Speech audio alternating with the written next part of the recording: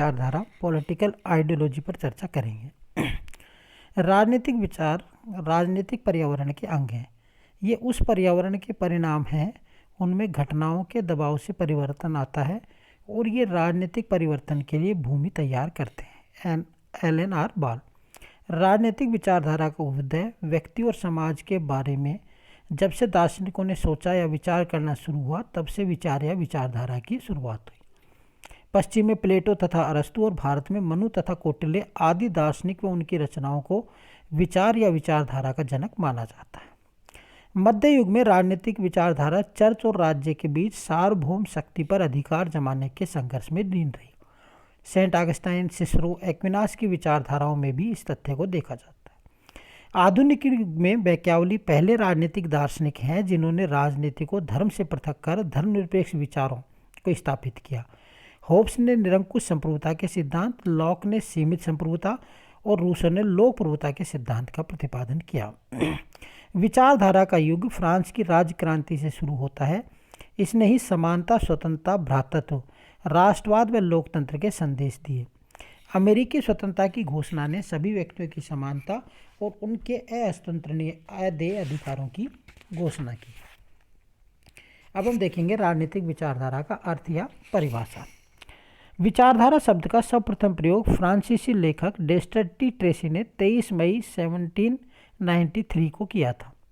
उसने इसे विचारों का ज्ञान कहा था और इसका प्रयोग सुखवादियों के एक संप्रदाय के सुधारवादी कार्यक्रम के लिए किया था। विचार या विचारधारा विचारों की एक प्रणाली या व्यवस्था है। यह मूल्य मुक्त प्रणाली या व्यवस्था है जो वास्तविकताओं, आदर्शों, मूल्यों का विश्लेषण करती है। सामाजिक विचारधारा व्यक्ति, समाज, राज्य, नैतिकता, संस्कृति या अन्य सामाजिक शक्तियों के मूल्यों, आदर्शों, वास्तविकताओं तथा संस्थाओं को निश्चित करती है। विचारधारा शब्द को स्पष्ट रूप से परिभाषित करने में कई कठिनाइयाँ आती है। विचारधारा शब्द को स्पष्ट रूप से परिभाषित करने में पहला है, यह एक अत्यधिक जटिल और अनेकार्थी शब्द है। दूसरा, इसकी विषय वस्तु अर्थात इसमें शामिल किए जाने वाले विषय, प्रश्नों, समस्याओं आदि की कोई निश्चित सीमा नहीं है। तीसरा, इसके अर्थों में समय, परिस्थिति, आवश्यकता और वर्गों की स्थिति में परिवर्तन आने से परिवर्तन हो जाता है, अर्थात ये एक परिवर्तनशील शब्द है। चौथा, एक दुधारी तलवार या यंत्र है। इसका प्रयोग यथापूर्व स्थिति को बनाए रखने और उग्र, प्रगतिशील और क्रांतिकारी परिवर्तनों के लिए किया जा सकता है। नेक्स्ट है, ये मात्र एक बुद्धि संगत, विवेकयुक्त या तर्कांत परक शब्द नहीं है, ये एक भावना युक्त शब्द भी है।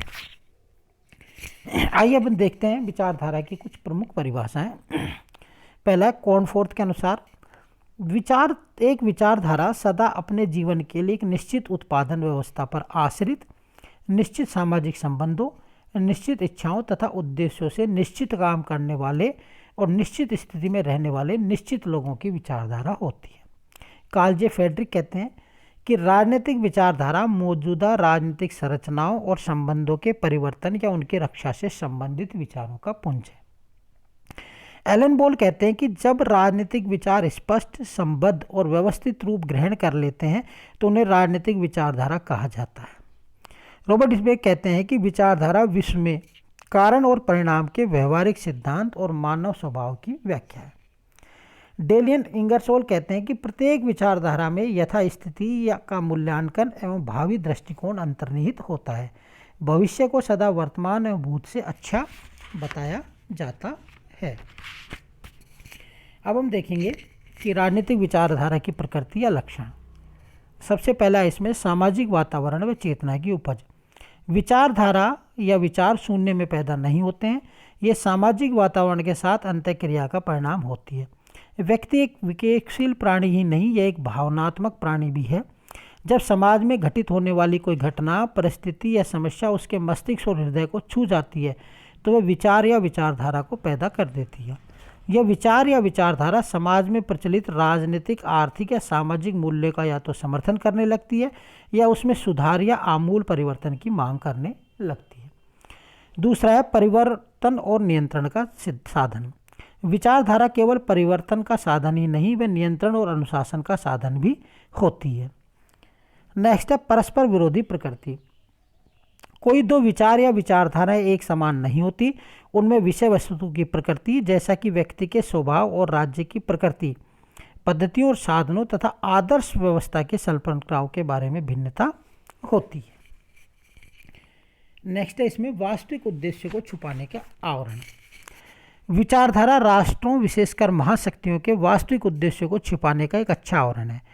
जैसे द्वितीय युद्धोत्तर काल में शीत युद्ध के युग में दोनों समकालीन महाशक्तियों अमेरिका और सोवियत संघ ने विचारधारा के नाम पर, अमेरिका ने साम्यवाद और रूसी भालू का खौफ पैदा कर दिया और सोवियत संघ ने पूंजीवाद, घेरे साम्राज्यवाद और नव उपनिवेशवाद का भय दिखाकर शक्ति राजनीति का खेल खेला। नेक्स्ट है परिवर्तनशीलता। विचार या विचारधारा परिवर्तनशील होती है, उसमें राजनीतिक परिस्थितियों के अनुसार अर्थात समय, परिस्थितियों और आवश्यकता अनुसार परिवर्तन करना होता है। जैसे उदारवाद ने सबसे अधिक परिवर्तन किए हैं। 19वीं शताब्दी में इसका स्वरूप नकारात्मक था, परंतु आधुनिक समय में इसका स्वरूप सकारात्मक है। बुद्धिपरक। प्रत्येक विचारधारा बुद्धिपरक होती है, इसके कारण उसका आरंभ या प्रतिक्रिया रिएक्शन स्वरूप होता है, अर्थात समाज के जो मूल्य या व्यवस्थाएं विवेक को अपील नहीं करती हैं, बुद्धि उनके विरुद्ध प्रतिक्रिया करती है और प्रतिक्रिया की अभिव्यक्ति विचारों द्वारा होती है। जब विचार स्पष्ट, संबंध और व्यवस्थित हो जाते हैं तो विचारधारा का स्वरूप ग्रहण कर लेते हैं। नेक्स्ट है इसमें संस्थाओं को वैधता या औचित्यपूर्णता प्रदान करने में सहायक। प्रत्येक विचारधारा राजनीतिक संस्थाओं को वैधता प्रदान करने में सहायक होती है। उदाहरणतः साम्यवादी विचारधारा साम्यवाद पर आधारित संस्थाओं को, इस्लामिक पुनरुत्थान विचारधारा इस्लाम पर आधारित संस्थाओं को औचित्य प्रदान करती है आदि। नेक्स्ट है शक्ति के प्रयोग से संबंधित। प्रत्येक विचारधारा इस बात से संबंधित होती है कि राजनीतिक व्यवस्था में शक्ति का प्रयोग कौन करेगा। जैसे फांसीवादी, नाजीवादी, साम्यवादी आदि सर्वाधिकारवादी विचारधारा वाली राजनीतिक व्यवस्थाओं में शक्ति का प्रयोग दल, अभिजन या नेता करता है। नेक्स्ट है प्रकृति में भिन्नता। व्यक्ति के स्वभाव की भांति प्रत्येक राजनीतिक विचारधारा अपने स्वभाव या प्रकृति में दूसरी राजनीतिक विचारधारा से भिन्न होती है। जैसे अनुदारवादी विचारधारा प्राचीन रूढ़ियों का समर्थन नहीं करती, बल्कि परंपरा से चली आ रही राजनीतिक संस्थाओं को भी बनाए रखना चाहती है। नेक्स्ट है संगठन एवं एकता की शक्ति। प्रत्येक राजनीतिक विचारधारा में अपने अनुयायियों में संगठन, एकता और सुदृढ़ता पैदा करने की अद्वितीय शक्ति होती है। अनिश्चित क्षेत्र। विचारधारा का कोई निश्चित क्षेत्र नहीं होता, यह एक क्षेत्र या एक राष्ट्र पर भी व्याप्त हो सकती है और यह क्षेत्रातीत भी हो सकती है। प्रतीक, पुराण व पैगंबर युक्त। एलन बॉल का मत है कि प्रत्येक विचारधारा का स्वर अनिवार्यतः नैतिक होता है, उसके अपने प्रतीक, पुराण और पैगंबर होते हैं। जैसे साम्यवाद का प्रतीक है हंसिया और हथौड़ा, इनके पुराने कम्युनिस्ट मैनिफेस्टो और दास कैपिटल हैं और इनके पैगंबर मार्क्स, लेनिन, स्टालिन और माओ आदि हैं। प्रतिबद्धता। प्रत्येक विचारधारा अपने सिद्धांत और पद्धतियों के प्रति प्रतिबद्ध होती है। उदाहरणतः उदारवादी विचारधारा व्यक्ति और उसकी स्वतंत्रता, व्यक्ति के व्यक्तित्व का सम्मान और गौरव, सीमित और संवैधानिक शासन, शांति में साधन आदि के प्रति प्रतिबद्ध होती है। अब देखेंगे राजनीतिक विचारधारा आधुनिक समय में प्रचलित राजनीतिक या विभिन्न प्रकार की विचारधाराएं कौन कौन सी होती हैं। सबसे पहला है इसमें उदारवाद।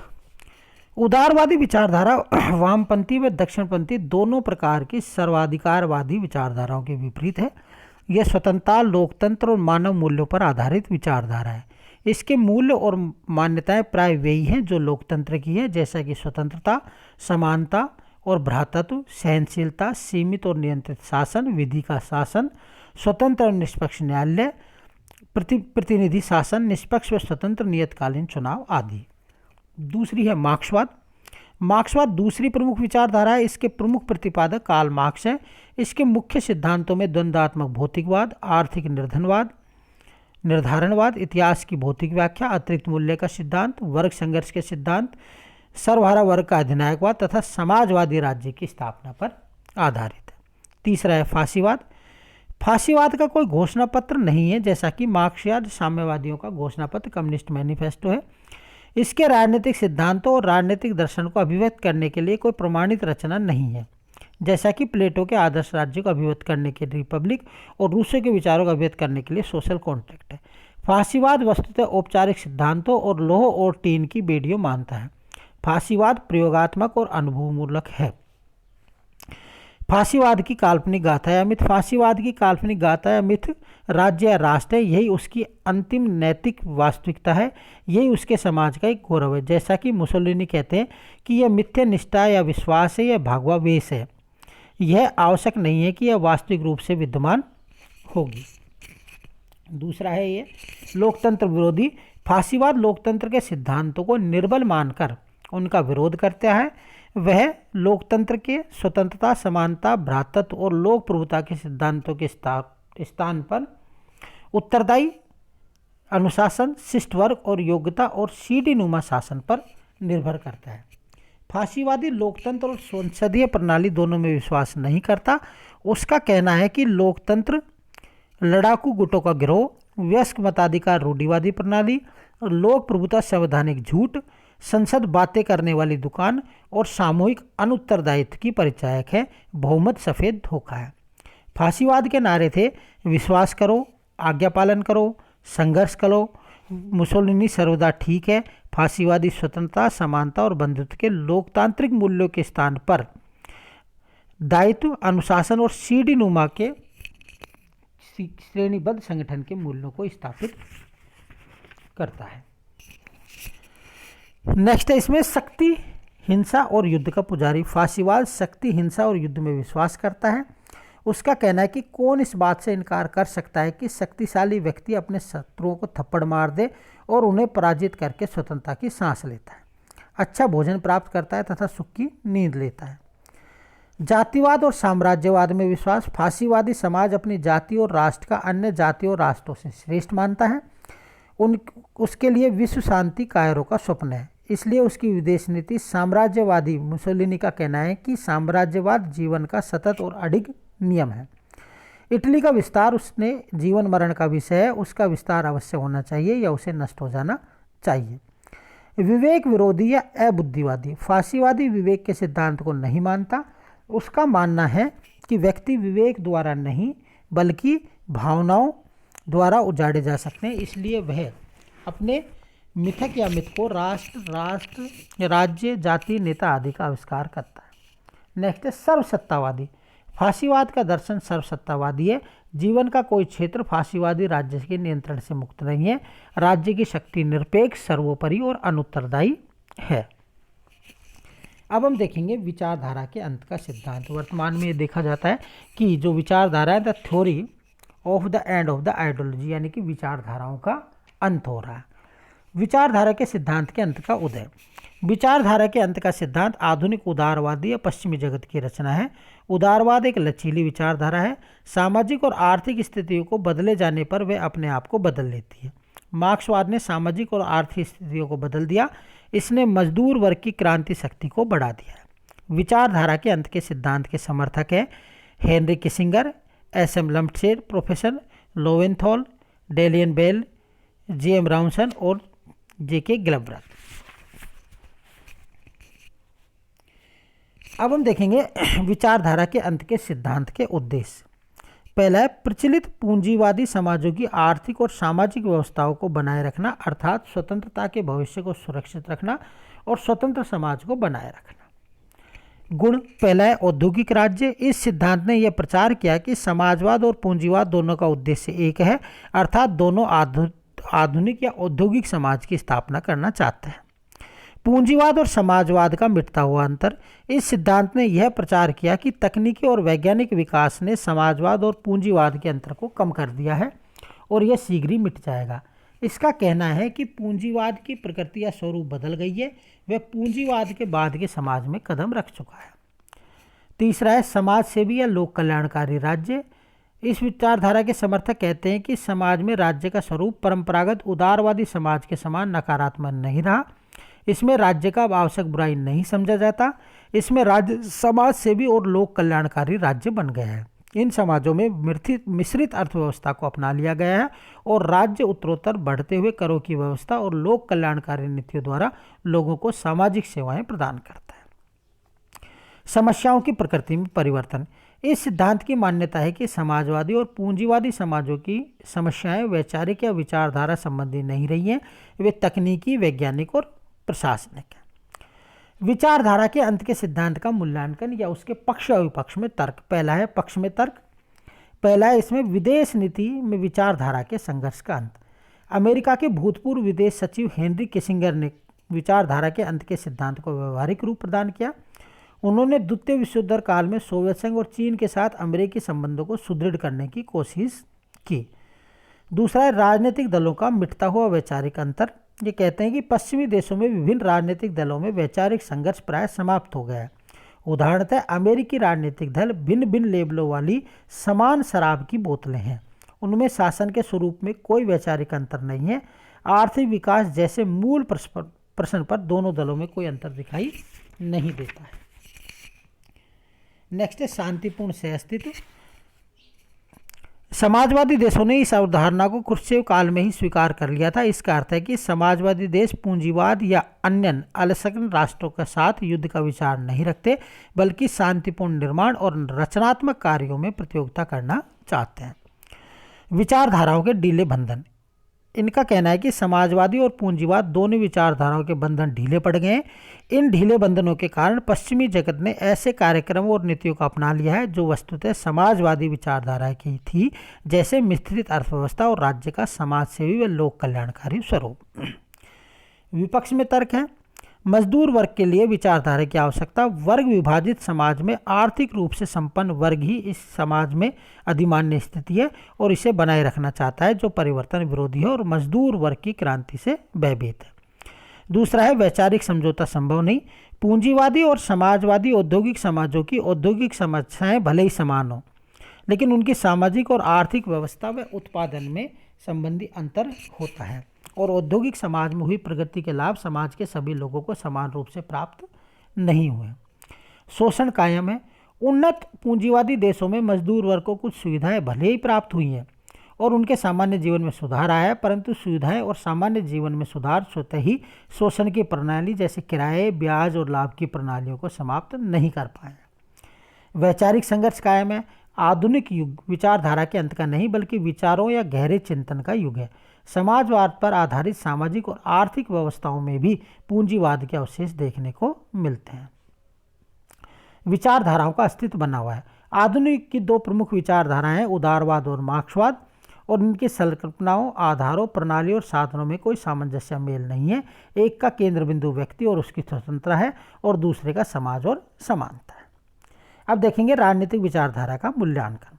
राजनीतिक विचारधारा के लेखकों में एक मत नहीं पाया जाता है। दांते जर्मिनो, अगस्ट काम्टे, ईस्टर्न कोबा जैसे लेखकों का मत है कि राजनीतिक सिद्धांत में विचारधारा का महत्व कम हो गया है और लोग तथ्यवाद, फैक्चुअलिज्म या यथार्थवाद और अतिथ्यवाद की ओर बढ़ रहे हैं। दांते ने विचारधारा के हिरास को विचारधारात्मक नून्यवाद की संज्ञा दी। अगस्त काम्टे का मत है कि लोग धार्मिक और सैद्धांतिक अवस्थाओं से बाहर निकल आए हैं। डनिंग कहते हैं कि राजनीतिक दर्शन का रूप धारण करने वाली राजनीतिक व्यवस्था विनाशोन्मुख होगी। दूसरी ओर माइकल ऑक्सफोर्ड, अन्ना हैरेंटेट, ब्रेटेड जूनिलेन, लियो ट्रॉस जैसे लेखक हैं जिनका मत है कि राजनीतिक सिद्धांत में विचारधारा का अपना महत्व है। राजनीतिक विचारों का महत्व इस बात में है कि वे एक दूसरे से विपरीत मांगों का इकट्ठा कर उन्हें एक सा रूप देकर व्यवस्था और क्रम पैदा करता है। इसके पक्ष में तर्क है कि राजनीतिक विषयों में समाधान प्रस्तुत करने में असमर्थ है। राजनीतिक विचारधारा राज्य की प्रकृति, उसके कार्यक्षेत्र, शासन के स्वरूप आदि का समाधान प्रस्तुत नहीं कर सकती है। यह अयथार्थवादी है। राजनीतिक विचारधारा का संबंध कल्पनाओं या सिद्धांतों से अधिक होता है, यथार्थ या वास्तविकताओं से कम होता है। उथल पुथल की अधिक संभावनाएं होती हैं। पक्ष में तर्क है कि व्यवहारिक दृष्टि से उपयोग होती है, यानी कि कोई भी विचारधारा समकालीन उपयोग अधिक होता है। यह ऐसे विश्वासों और सिद्धांतों को पुंज है जो तत्कालीन सामाजिक व्यवस्था, राष्ट्रीय व अंतर्राष्ट्रीय समस्याओं के समाधान ढूंढने में मदद करती है और उपयोगी सिद्ध हो सकती है। सारांश में कह सकते हैं कि कोई भी विचार या विचारधारा शून्य में उत्पन्न नहीं होती है। यह सामाजिक वातावरण और उसमें हो रही अंतःक्रियाओं का परिणाम होती है। राजनीतिक दार्शनिक समाज की परिस्थितियों या पर्यवेक्षक और निरीक्षक होता है। अपने विचारों में वह उन्हीं प्रश्नों या विषयों के समाधान ढूंढने का प्रयास करता है जो समाज को उद्वेलित या पीड़ित कर रहे होते हैं। इस दृष्टि से विचार या विचारधारा का अत्यधिक महत्व होता है। Thank you.